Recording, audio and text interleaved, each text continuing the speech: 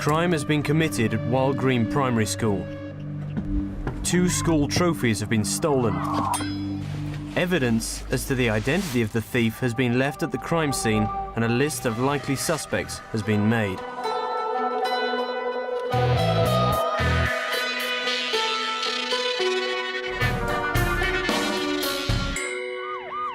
The only difference with this crime is that it is very definitely an inside job, having been completely made up by the teachers.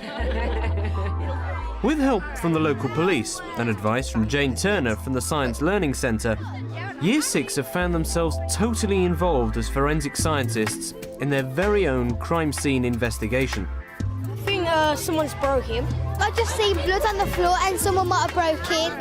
The teachers are hoping they'll make connections between national curriculum knowledge and understanding and what science can look and feel like in the real world. We are very busy at Sutton Police at the moment, and maybe sometime during the inquiry you guys might be able to pitch in with some help. So we're looking for different types of evidence.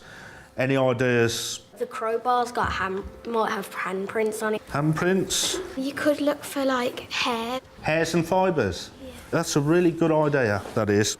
Pieces of clothing. Yeah, let me just make a note of that. Clothing. OK. We've not only got to look closer and recover our forensic science, we have to preserve it, because forensic science is very, very delicate. Before we pick anything up, what do? Take pictures. Take pictures.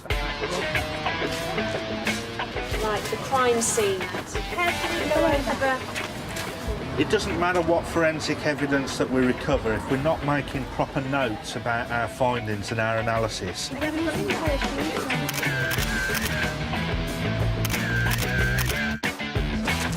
A ginger beer can. Oh, there's a can. That on the chair? Can you make a note of that for me? Is there a shopping list? Yeah. Don't touch it. What's that?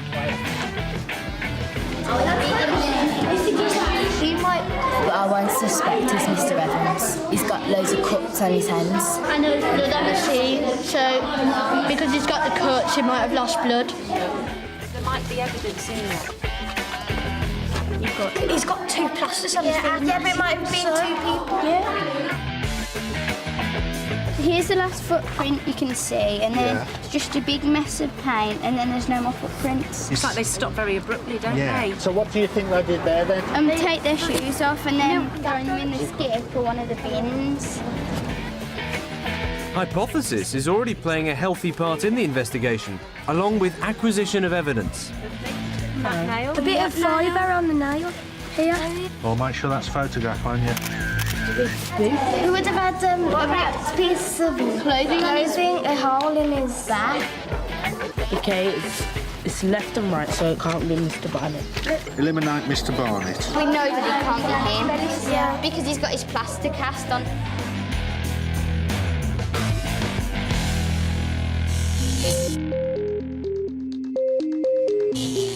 The 5 suspects all come from school staff. Dinner supervisor, Mrs. Coton. Year 4 teacher, Mr. Evans. Teaching assistant, Mrs. Murphy. School caretaker, Mr. Bob. And head teacher, Mr. Barnett. Ask him, where were you after school? Yeah, what clothing did you wear? Do you know anything about Rounders trophies? Do you have any trophies at home? Did you lock the shed properly? What time did you get home last night? Mrs. Colton, we are here to ask you a few questions about the incident. Can you remember what colour top he was wearing last night? This one. Can I have a look at that cut on your finger, please? How did it happen? I did it in the cupboard, the stock room yesterday. I put my hand in the box and there were some knives in there. One of the blades was out and I put my finger on it. Can you write your name on this piece of paper, please? I think I can do that. Do you like ginger beer? I love ginger beer. Can I see the bottom of your feet? Yes. Not all that easy. She's got like a rip in her t-shirt. Yeah. Because she's got the rip and it's the same material. I think he might be lying. I still think it's Mr. Barnett. There's a lot of excitement about who the culprit might be. To harness this enthusiasm, the staff have organised a day of activities to enable Year 6 to test scientifically the evidence they've found so far.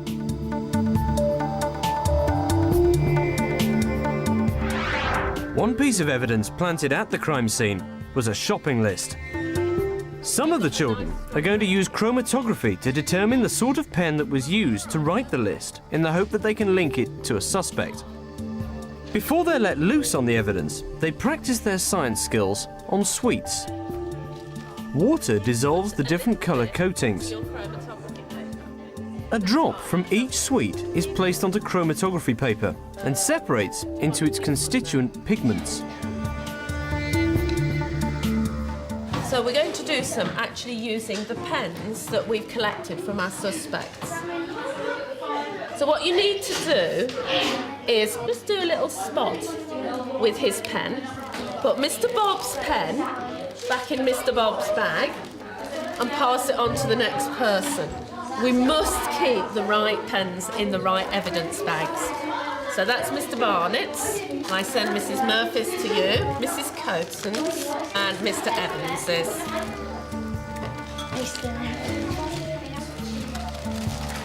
We need to roll this very loosely and we put that into the jug.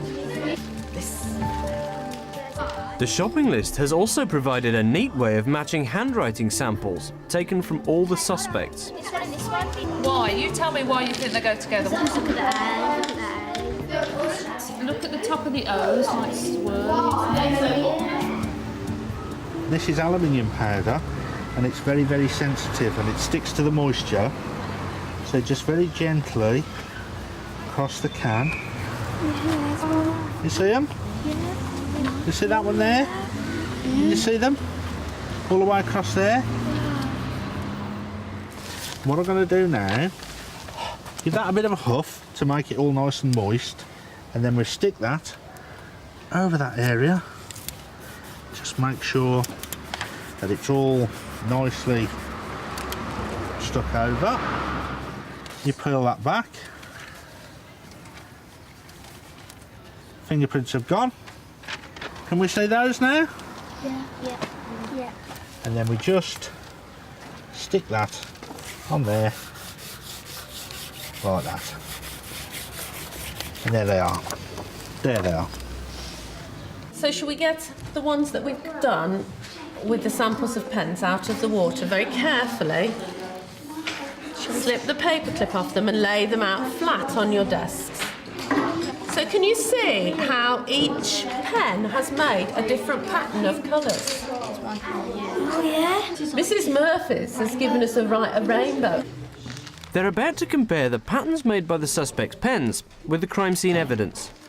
So if we just use part of this, then the rest we're preserving for identifying the handwriting or doing a repeat measure. That's it, that's really accurate. The children are keen to collect data about footprints left at the scene. They've got really, long strides. Oh, so they're trying strides? And use the results to hypothesise about whose they might be. They must have been hurrying out together. They might have been running. It looks like size 5 feet. It can't be Mr. Evans because he's got a size 9 feet. Analysing this evidence means comparing the fine detail of materials and reasoning just which suspect the fibres may have come from. Ask them to bring in which clothes they've been wearing throughout the week to check if any of these clothes have rips in it. Mrs. Coaten, she had a hole down her stomach. Evidence planted by the teachers has provided a good opportunity to use the school's electronic microscopes. It's time to compare the results of the chromatography tests. So has anything particular happened? Purpley, isn't it? It's a bit purpley. If it's anyone's, probably Miss Murphy's. Murphy's, you think? Looks a bit. Yeah, it's got a bit of purpley in it and a bit of a bit of yellow.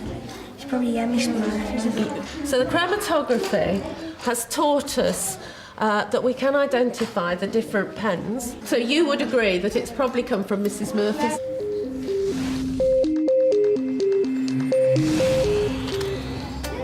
The children have decided to use some of the key practical skills of forensic science. The suspects have been brought in for fingerprinting.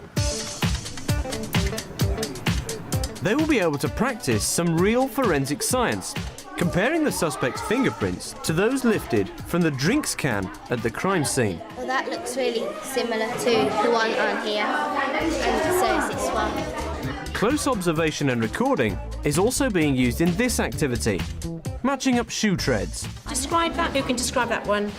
Wavy. Real wavy pattern. And how would you describe that, Joe? Long blocks, really. Yeah, long blocks, that's fine.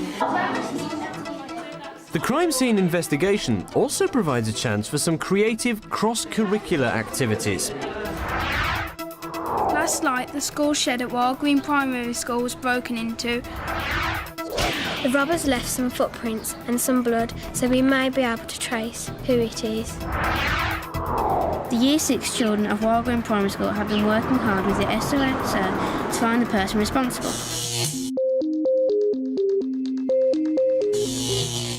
Of course, the people really responsible for this crime are the teachers. So, how do they feel?